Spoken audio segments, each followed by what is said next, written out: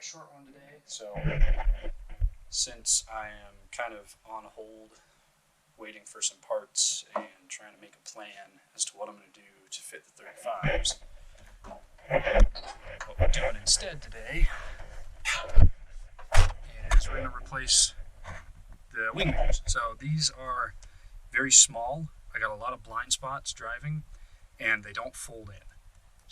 This door is the same on this truck as it is on the, I want to say it's like a 94 to 99, something like that, the Dodge Rams. So they use the same door. Hypothetically speaking, that means mirrors for a Ram would fit on this truck.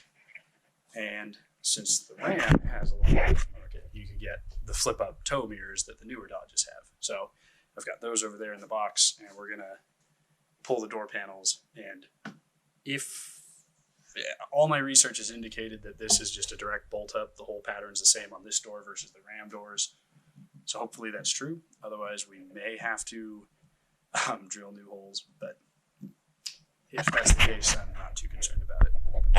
Okay, so to get the door panel off, there's a Phillips head screw here. There's a Phillips head behind that little flap.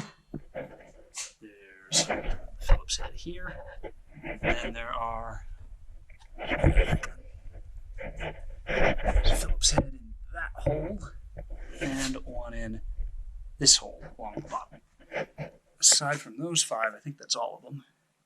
All right, so these 3 bolts are what we have to remove to get this mirror to come off, and I'm pretty sure they're a 10 millimeter. Yep. So we'll just do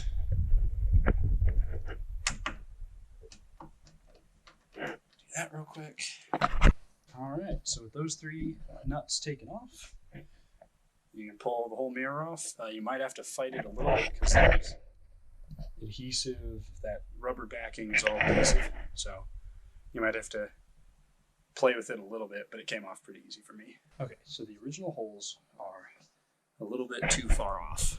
So far enough that I'm not just going to try to oval them out with a file or anything like I originally intended. So you can see here, I've made a mark there, there, and there. I did this just by cutting out a little cardboard template. So before I mount the mirror on here, I've been kicking around an idea that I saw, I think on like a Land Cruiser forum or something. But basically, eventually, I'm going to want to waterproof everything in the engine bay and the diffs and all the breathers and everything, and relocate the ditch lights so that I can run a snorkel. This is a ways out, but I've seen before where they'll mount some kind of bracket right underneath the rear view mirror. So you get your mirror coming out, and then right underneath, that's where your ditch light sits. And I'm thinking I want to try that. So I've got a rough form here that'll transfer onto some steel and cut out and bend. Inside of the door here is a little bit different than the Rams, so this plate doesn't really fit. So there we go. I have a couple spots to file down here and here, but that's going to work. Oh, and I'll probably file down the little stub. All right, so here's what we've got so far for the bracket.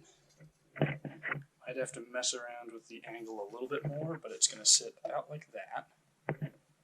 All right, here's where I'm at. So, got the ditch light bracket. I got it fitted up right underneath the mirror. Not a huge gap. The mirror didn't line up perfect, although I'm not going to complain too much about it either. That's definitely gaps I can fill with some sand or something. And then in here, there we are. So that's my trimmed down backing plate. So between that, the door structure, and then the plate for the ditch light bracket, there's plenty of structure there.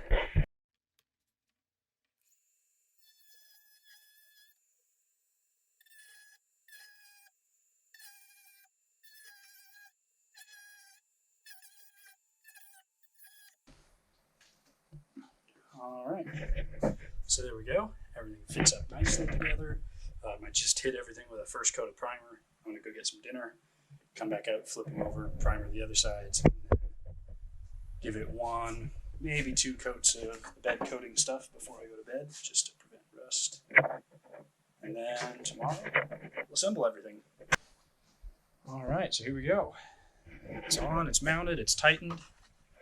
So I didn't do my job perfectly. I got a bit of a gap there. You can see I tried to fill it with